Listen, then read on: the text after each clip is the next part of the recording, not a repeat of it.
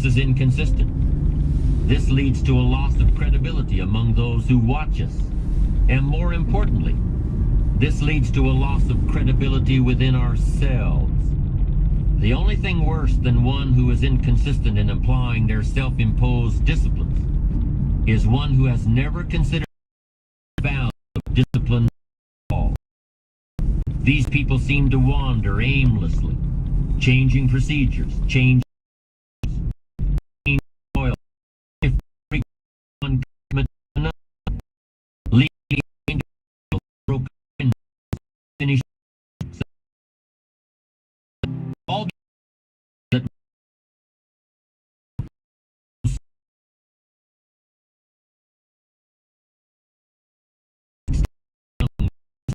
self-discipline.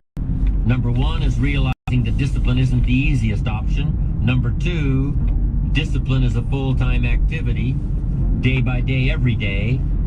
And the third step to becoming self-disciplined is really a philosophy that holds one of life's unique promises.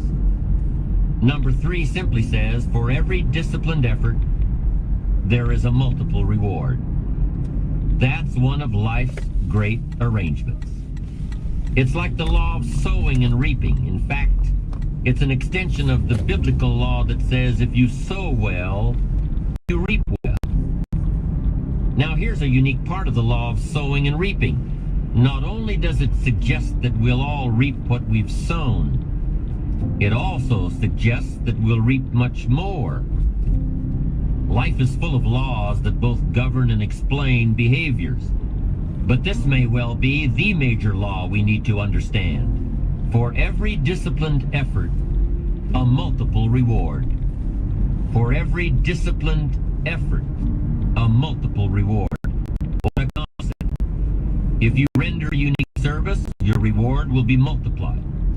If you're fair and honest and patient with others, your reward will be multiplied. If you give more than you expect to receive, your reward is more than you expect. But remember, the key word here, as you might well imagine, is discipline. Everything of value requires care and everything of value requires discipline. Children require discipline. They must have structure for them. To work, they feel secure and comfortable to explore and grow. They must learn to recognize what's right and what's wrong. What's acceptable behavior, what's not acceptable. Children require unwavering discipline, consistent discipline, or they'll be confused as to how they're supposed to behave. Likewise, our thoughts require discipline. We must set up our inner boundaries, our codes of conduct, or our thoughts will be confused. And with confused thoughts, we'll end up being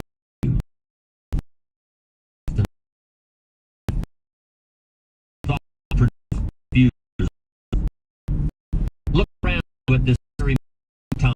What might be doing that needs attention?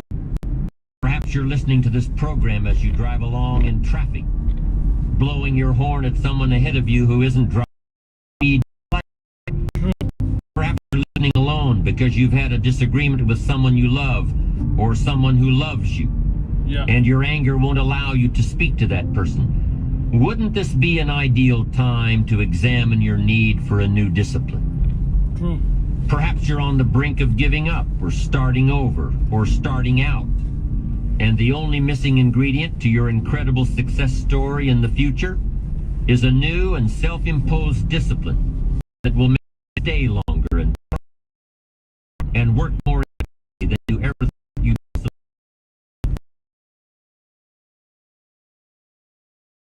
That you impose on yourself. Don't wait for things to deteriorate drastically that someone must impose into your life. Would it be true? Could you possibly explain the fact that someone else thought more than you thought of yourself? That they forced you to get up early and get out into the market, content to let success be something more about themselves.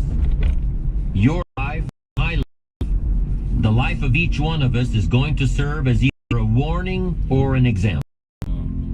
In the end, it is your own discipline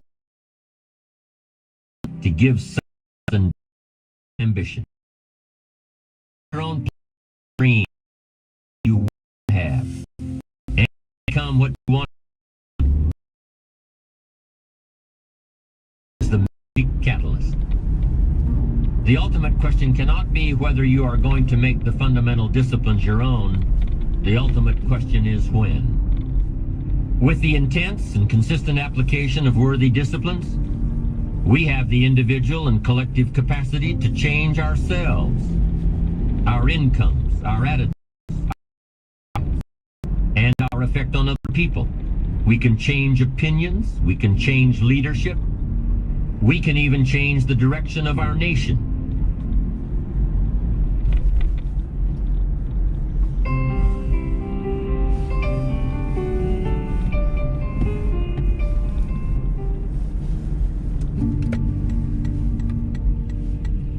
The major key to the good life. The major key is not in learning how to set goals. It is not in learning how to better manage your time. It is not in mastering the attributes of leadership. Every day in 1,000 different ways, we are trying to improve ourselves by learning how to do things. We spend a lifetime gathering knowledge in classrooms, in textbooks, in experience. As soon as you plant the garden, the busy bugs and the noxious weeds.